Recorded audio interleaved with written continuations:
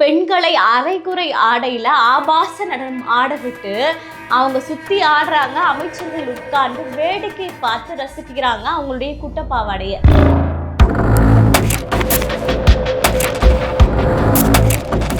பெண்கள்னா உங்களுக்கு போக பொருளா? பெண்களை நீங்க ஆபாசமாவே நடத்தணும்ன்றதுதான் திமுகவினுடைய மிகப்பெரிய கொள்கையா? இதுதான் உங்க அப்பா பெரியார் சொல்லி கொடுத்தாரா அவங்களுக்கு?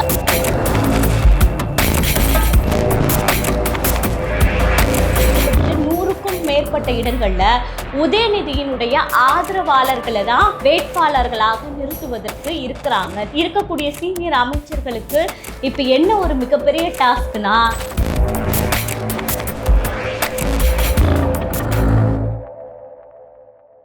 கலங்கரை சொந்தங்களுக்கு அன்பு வணக்கம். கலங்கரை பார்வை நிகழ்ச்சிக்கு உங்களை வரவேற்பதில் மகிழ்ச்சி. இன்னைக்கு இந்த காணொலியில் நம்ம எதை பற்றி பார்க்க போகிறோம் அப்படின்னா, உதயநிதியின் பிறந்த நாள் அன்று ஆபாச நடனத்தை வேடிக்கை பார்த்து ரசித்த அமைச்சர்கள். அது மட்டுமல்ல, உதயநிதியினுடைய பிறந்த நாளை பெரிய ராஜாவினுடைய புகழ் இந்த உலகத்துக்கு எந்த அளவுக்கு முக்கியமோ அதே போல் இந்த உதயநிதி அவர்களின் புகழ் மக்களுக்கு முக்கியம் அப்படின்ற அளவுக்கு ஒவ்வொரு அமைச்சரும் அவரவர்கள் தொகுதியில இறங்கி வேலை பார்த்திருக்காங்க. பெண்களை இன்றளவும் அவர்கள் போக பொருளாக தான் பார்க்கிறார்கள் அப்படின்றதற்கான பல சான்றுகளோடு இன்னைக்கு இந்த காணொலியில நம்ம முழுமையா பார்க்க போறோம். உதயநிதியை ஏங்க இந்த அளவுக்கு ப்ரமோட் பண்றீங்க அப்படின்ற ஒரு கேள்வி இருக்குல்ல. ஏன் அப்படின்னா, இப்போ நம்ம திரு ஸ்டாலின் அவர்கள் முதல்வர் ஆனாரு அப்படின்னும் போது அதற்கு மிகப்பெரிய எதிர்ப்பு வரல. ஏன்னா அவர் சிறு வயதுல இருந்தே தன்னுடைய தந்தையோடு இருந்து அவருடன் அரசியல் கற்றுக்கொண்டு அவருடன் அரசியல்ல பழகி பயணித்து பல தடங்கல்களை தாண்டி மேயர், அதன் பிறகு அமைச்சர், அதன் பிறகுதான் அதாவது கருணாநிதி அவர்கள் இறக்கக்கூடிய அந்த தருணத்துல தான் துணை முதல்வர் அப்படின்லாம் ஆகி இன்னைக்கு முதல்வர் ஆகியிருக்காரு. ஆகவே படிப்படியான வளர்ச்சி நிலை. ஆகவே பாத்தீங்கன்னா சரி அப்படின்னு சொல்லிட்டு எந்த ஒரு எதிர்ப்பும் தெரிவிக்கல. ஆனா மக்கள் இந்த இடத்துல தான் கோட்டை விட்டுட்டாங்க. அன்னைக்கு திரு ஸ்டாலின் அவர்களே நம்ம அரியணை ஏற விடாமல் எதிர்ப்பு தெரிவித்திருந்தோம் அப்படின்னா இன்னைக்கு இந்த வாரிசு அரசியல் இந்த அளவுக்கு வளர்ந்திருக்காது அப்படின்னே சொல்லலாம். நேத்து பாத்தீங்கன்னா திரு உதயநிதி ஸ்டாலின் அவர்களினுடைய பிறந்த நாள் விழால அமைச்சர் பெரிய கருப்பன் என்ன பண்ணாருன்னா, பெண்களை அரைகுறை ஆடையில ஆபாச நடனம் ஆட விட்டு அவங்க சுத்தி ஆடுறாங்க. அமைச்சர்கள் உட்கார்ந்து வேடிக்கை பார்த்து ரசிக்கிறாங்க அவங்களுடைய குட்டப்பாவாடைய. அப்போ எந்த அளவுக்கு அமைச்சர்கள் பெண்களை ஒரு போக பொருளாக தரம் தாழ்த்து பார்க்கிறாங்க அப்படின்ற விடயத்தை நீங்க இந்த இடத்துல யோசித்து பார்க்கணும். அவங்க சொல்லக்கூடிய விஷயம் என்ன, இது ஒரு கலை தானே, அந்த கலையை தானே நாங்க வளர்க்கிறோம், அவங்க ஆடினது ஒரு கரகாட்டம், அதையா நீங்க தப்பா பேசுறீங்க அப்படின்னு இதே திமுக காரர்களே பாத்தீங்கன்னா ஊப்பிக்கள் முட்டு கொடுத்து கொண்டிருக்கிறார்கள். கரகாட்டத்துக்கு கரகம் எங்கேயா போச்சு அப்படின்ற கேள்வி கேட்டா அதுக்கு பதில் கிடையாது. ஆனா அவங்க ஆடினது கரகாட்டம் அப்படி நம்மலாம் ஒத்துக்கணும் அப்படின்ற அளவுக்கு பேசுறாங்க. சரி, இதுல மட்டும்தான் அப்படி ஆடுறாங்களா அப்படின்னு பாத்தீங்கன்னா, திரு ஸ்டாலின் அவர்கள் பதவியேற்று 5 ஆண்டுகள்ல பல நிகழ்ச்சிகள்ல இந்த ஆபாச நடனங்கள் ஆடப்படுகிறது. இருக்கக்கூடியவர்கள் அமைச்சர்கள் முக்கிய புள்ளிகள் அதை வேடிக்கை பார்த்து ரசிக்கிறார்கள். அப்போ நீங்க மக்களிடம் பெண்களுக்கு 1000 ரூபாய் அப்படின்றீங்க. அதே போல பாத்தீங்கன்னா மகளிர் விடியல் பயணம் அப்படின்னு சொல்றீங்க. அதே போல கல்லூரி படிக்கக்கூடிய மாணவிகளுக்கு மாதம் 1000 ரூபாய் அப்படின்னு உதவித்தொகை கொடுக்குறீங்க. தாயுமானவர் திட்டம் சொல்லிட்டு முதியவர்களை நாங்க வீடு தேடி கொண்டு ரேஷன் பொருள் தரோம் அப்படின்ற மாதிரியான சும்மா மீண்டும் சொல்ற சும்மா கவர்ச்சி திட்டங்களை அறிவித்து விட்டு பெண்களை போக பொருளாதாண்டா பார்க்கணும், பெண்கள்னா ஆபாசம் அப்படி என்பதை திராவிட கட்சியாக, முக்கிய திராவிட கட்சியாக, ஆளும் கட்சியாக இருந்து கொண்டு அதை ஊக்குவித்து கொண்டிருக்கிறார்கள் அப்படின்னும் போது பார்க்கக்கூடிய மக்கள் வேடிக்கை பார்த்தால் இவர்கள் எதையும் செய்வார்கள் அப்படின்றது தானே இதற்கு ஒரு முக்கிய சாட்சியாக இருக்கு அப்படின்றத பார்க்கணும். ஏன்னா திரு ஸ்டாலின் அவர்களினுடைய ஆட்சியில கிட்டத்தட்ட இந்த 5 ஆண்டுகள்ல அதிகமாக பெண்கள் பாலியல் வன்கொடுமைகளுக்கு ஆளாக்கப்படுறாங்க. ஒரு குழந்தை முதற்கொண்டு முதியவர் வரைக்கும் விடுறது கிடையாது. அப்படி கற்பழிப்புகள் இன்னைக்கு தமிழகத்துல அதிகரித்து இருக்கு. அப்படி இருக்கும்போது பெண்கள் பாதுகாப்பு, சட்டம் ஒழுங்கு எதுவுமே இங்க தமிழகத்துல சரியில்லை அப்படின்னு பல பேர் நம்ம குரல் கொடுத்து கொண்டிருக்கக்கூடிய இந்த வேளையில திரு உதயநிதி அவர்களினுடைய பிறந்த நாளை நான் கொண்டாடுறேன்ற பேர்ல பெண்களை போக பொருளாகவே பாருங்கன்னு சொல்லி அவங்களுடைய கட்சி தொண்டர்களுக்கு ஊக்குவிக்கிறார்கள் என்றால் இந்த கட்சிகள் எல்லாம் ஒழிக்கப்பட வேண்டிய கட்சிகளா இல்லையா என்பதை மக்களாகிய நீங்கள் தான் யோசிச்சு பார்க்கணும். சரி, இப்போ உதயநிதி அவர்கள் பிறந்த நாள் கொண்டாடுறாரு, அதுக்கு ஏன் அமைச்சர்கள் இவ்வளவு முக்கியத்துவம் தராங்க அப்படின்னா அதற்கு பின்னாடி இருக்கக்கூடிய அரசியலை யோசிச்சு பாருங்க. ஏன் அப்படின்னா இப்ப திரு ஸ்டாலின் அவர்கள் அடுத்த, அதாவது 2026 ஜெயித்தாலும் சரி தோத்தாலும் சரி, அடுத்த திராவிட கட்சியினுடைய தலைவர், திமுகவின் தலைவர் அப்படின்னா அது உதயநிதி தான். ஆகவே இந்த 2026 தேர்தலில் பார்த்தீங்கன்னா கிட்டத்தட்ட 100க்கும் மேற்பட்ட இடங்களில் உதயநிதியினுடைய ஆதரவாளர்களை தான் வேட்பாளர்களாக நிறுத்துவதற்கு இருக்கிறாங்க திமுகவை சேர்ந்தவர்கள். அப்போது இதில் சீனியர் அமைச்சர்கள் எல்லாம் பார்த்தீங்கன்னா இந்த தேர்தலில் ஓரம் கட்டப்பட இருக்கிறாங்க.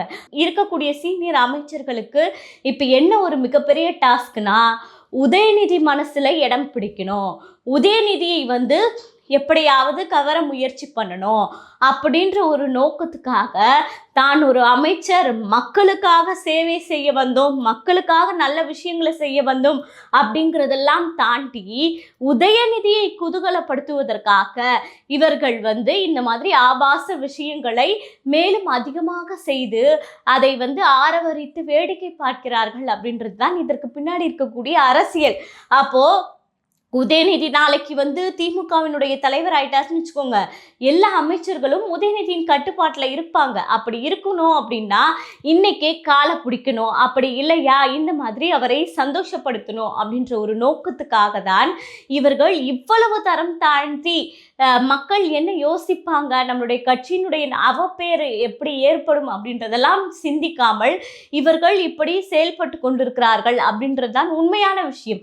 இன்னொன்று என்னன்னா, இப்போ இருக்கக்கூடிய ஊடகங்கள் செங்கோட்டையன் தாவேக்காவில் இணைஞ்சிட்டாரு, செங்கோட்டையன் அடுத்த ஸ்லீப்பர் செல்லாக மாறி இருக்காரு இப்படின்னு 3-4 நாட்களாக விவாதம் செய்யக்கூடிய ஊடகங்கள், ஏன் ஒரு ஊடகம் கூட எதுக்காக உதயநிதி பிறந்த நாளை இந்த அளவுக்கு வெகு விமர்சையாக கொண்டாடணும், அதற்கு அவசியம் என்ன, துணை முதல்வர் அப்படின்றது ஒரு டம்மி போஸ்ட், அவ்வளவுதான். அந்த போஸ்ட் வச்சு என்ன பண்ண முடியும், ஒண்ணுமே பண்ண முடியாது. அப்படி இருக்கும்போது முதல்வராக கூட இல்லாத திரு உதயநிதி அவர்களின் பிறந்த நாளுக்கு இவ்வளவு முக்கியத்துவம் கொடுத்து ஆடம்பரமாக கொண்டாடுவதற்கான காரணம் என்ன? உதயநிதியை இவர்கள் ப்ரமோட் செய்கிறார்கள், உதயநிதியை அடுத்து தலைவராக்க முயற்சி செய்கிறார்கள் அப்படின்றதை ஏன் விவாதமாக பேச மாட்டேங்கிறாங்க அப்படின்ற கேள்வி இருக்குல்ல. ஏன்னா மக்களாகிய நீங்கள் இதையெல்லாம் வேடிக்கை பார்த்துக்கிட்டு இருக்கீங்க, கேள்வி கேட்கறது கிடையாது. நாளைக்கு உங்களை வீட்டுக்கு ஓட்டு கேட்டு வராங்கன்னு வச்சுக்கோங்களேன், என்ன சொல்லி ஓட்டு கேட்டுருவாங்க, இந்த மாதிரி நான் 1000 ரூபாய் கொடுத்தோம்ப்பா, இல்லை விடியல் பயணத்தில் போனீங்களா, ஃபேர் அண்ட் லவ்லி போட்டிங்களா அப்படின்னு உங்களை கேட்பாங்க. அப்படின்னு சொன்னீங்கன்னா சரி இந்த தடவையும் அதெல்லாம் திரும்ப தருவோம், ஓட்டு போட்டுருங்க அப்படின்னு சொல்லி கையில் ஒரு 5000 10,000 கொடுத்து ஈஸியாக ஓட்டு வாங்கிட்டு போயிடுவாங்க. அந்த ஓட்டு கேட்டு வராங்க இல்லையா, அப்போ பெண்கள், ஏண்டா பெண்கள்னா உங்களுக்கு போக பொருளா, பெண்களை நீங்கள் ஆபாசமாகவே நடத்தணுன்றது தான் திமுகவினுடைய மிகப்பெரிய கொள்கையா, இதுதான் உங்கள் அப்பா பெரியார் சொல்லி கொடுத்தாரா உங்களுக்கு அப்படிங்கிற மாதிரி நாக்கு புடுங்குற மாதிரி 4 பெண்கள் ஒவ்வொரு தொகுதியிலும் கேள்வி கேட்டிங்கன்னா இப்படிப்பட்ட செயல்கள்லாம் இந்த திராவிட கட்சிகள் செய்வதற்கு பயப்படுவாங்க அப்படின்றதுதான் உண்மையான விஷயம். இன்னொன்று, வாரிசு அரசியல் நம்ம கண்ணுக்கு தெரிஞ்சு எதற்காக ஆதரிக்கணும் அப்படின்னு சொல்லி இன்னொரு கேள்வியும் நீங்கள் கேட்கலாம். ஏன்னா மக்களாகிய நீங்கள், உதயநிதி இப்போ முதல்வராக போகிறாரு, எதுக்காக ஆக போகிறாரு, உதயநிதிக்கு என்ன தகுதி இருக்குது, என்ன அனுபவம் இருக்குது, அப்போது அதாவது கனிமொழியை விட மூக்க அழகிரி அவர்களெல்லாம் விட உதயநிதி அனுபவசாலியா, துரைமுருகன் எல்லாம் விட உதயநிதி அரசியலில் கை தேர்ந்தவரா, 30 வயசு வரைக்கும் எனக்கு எப்படி கேஸ்ட்டை பிரிக்கிறாங்கன்னு கூட தெரியாது. அதாவது இந்த அரசாங்க வேலையில் வகுப்பு வாரியாக பிரித்து வேலை கொடுப்பாங்க இல்லையா, அது எப்படி பண்ணுவாங்கன்றது கூட எனக்கு தெரியாதுன்னு பேசியவர் திரு உதயநிதி அவர்கள். அப்படி ஒரு அடிப்படை அறிவு கூட இல்லாத ஒருவர் நாளைக்கு முதல்வராக முடியும் அப்படின்னும் போது அந்த வாரிசு அரசியலை மக்கள் வேடிக்கை ஏன் பார்க்கிறீர்கள் அப்படின்றது தான் இந்த இடத்துல மிகப்பெரிய கேள்விக்குறி. ஏன்னா இது ஒரு சாதாரண விஷயம் இல்லை. இன்னைக்கு ஒரு பரம்பரை, அதாவது நம்ம வெள்ளைக்காரனிடம் இருந்து கொள்ளைக்காரனிடம் மாட்டிக்கொண்டோம் அப்படின்னு தான் நம்ம இன்னைக்கு சொல்லிக்கிட்டு இருக்கோம்.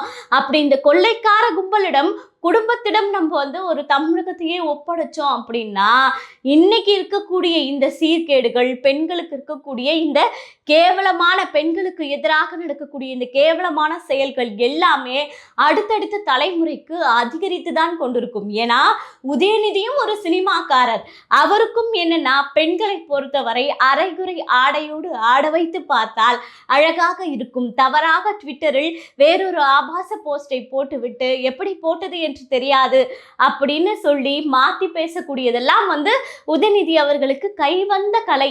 ஏன்னா அவரும் ஒரு சினிமாக்காரர். அவருக்கு இருப்பதும் சினிமா மோகம் என்பதை தாண்டி அரசியல் அறிவோ மக்களுக்காக வாழணும் அப்படின்ற ஒரு விஷயமோ எதுவுமே கிடையாது. தாத்தா முதலமைச்சராக இருந்தார், அப்பா எப்படியோ போராடி வந்துட்டாரு, நமக்கு அதெல்லாம் அவசியம் இல்லை, ஆட்டோமேட்டிக்காக அப்பா நம்மளை முதல்வர் ஆக்கிடுவார் அப்படிங்கிற ஒரு தைரியம் தான் இன்னைக்கு உதயநிதியை இந்த அளவுக்கு பதவி உயர்வை கொடுத்திருக்கிறது. அது மட்டும் இல்லாமல் உதயநிதி என்னவோ உலகத்திலேயே போற்றும் தலைவராக வாழ்ந்து கொண்டிருப்பது போல இருக்கக்கூடிய தமிழகம் முழுவதும் தொகுதி வாரியாக ஒவ்வொரு அமைச்சர்களும் பல கிலோ கணக்கில் கேக்குகளை வெட்டி, அதாவது உதயநிதியின் பெயரை சொல்லி இப்போதான் கண்ணு தெரியாதவர்களுக்கு பார்த்தீங்கன்னா அதாவது வண்டிகள் கொடுக்குறாங்க. அதே மாதிரி ஊனமுற்றோர்களுக்கு பார்த்தீங்கன்னா தையல் மிஷின், அந்த மாதிரி சுய உதவிக்கு ஏற்பாடு பண்ணுறாங்க. இத்தனை நாட்கள் தெரியலை மக்கள் இப்படிலாம் இருக்காங்க, இவங்களுக்கெல்லாம் உதவி செய்யணும்ன்ட்டு. ஆனால் இந்த மாதிரி உதயநிதியினுடைய பிறந்த நாள் அப்படின்னு சொல்லி நலத்திட்ட உதவிகளை வழங்குவது, மக்களை கவருவது, மக்களையோடு சேர்த்து உதயநிதியும் கவருவது அப்படின்ற வேலைகளை எல்லாம் இன்னைக்கு திமுக நாடகமாக அரங்கேற்றி கொண்டிருக்கிறது. ஆகவே மக்களாகிய நீங்கள் எந்த அளவுக்கு விழிப்புடன் இருக்கிறோமோ அந்த அளவுக்கு தமிழகம் தலை நிமிரும். அப்படி நம்ம வேடிக்கை பார்த்து கொண்டு சரி யார் முதல்வர் ஆனால் நமக்கு என்ன, வர பணத்தை வாங்கி ஓட்டு போட்டுட்டு நாளை மாறிடும் அப்படின்ட்டு உட்காந்துக்கிட்டு இருந்தோம் அப்படின்னா இப்படியே நம்மளுடைய காலம் அழிவை நோக்கி போகும் அப்படின்றதுல எந்த ஒரு மாற்று கருத்துமே நிச்சயமாக சொல்ல முடியாது. ஆகவே மக்களே, தேர்தல் நெருங்குகிறது, விழிப்புடன் இருங்கள். எதற்காக இவரை நாம் விடணும், தலைவராக மாற்றணும்? உதயநிதி திமுகவின் தலைவர் என்றால் எதற்காக தலைவராக அவர் வரணும்? இந்த அடிப்படை விஷயத்திற்காக தான் அவர் தலைவர் அப்படின்னு சொல்லக்கூடிய விஷயங்கள் ஏதாவது இருக்கா அப்படின்றத நீங்களே போய் சர்ச் பண்ணி பாருங்க, பல விஷயங்களை தெரிந்து கொள்ளுங்கள். அப்படி அதற்கு தகுதியற்றவர் உதயநிதி என்று நீங்கள் நினைத்தால் உங்களுடைய கருத்துக்கள் கமெண்டில் வரவேற்கப்படுகின்றன. நன்றி.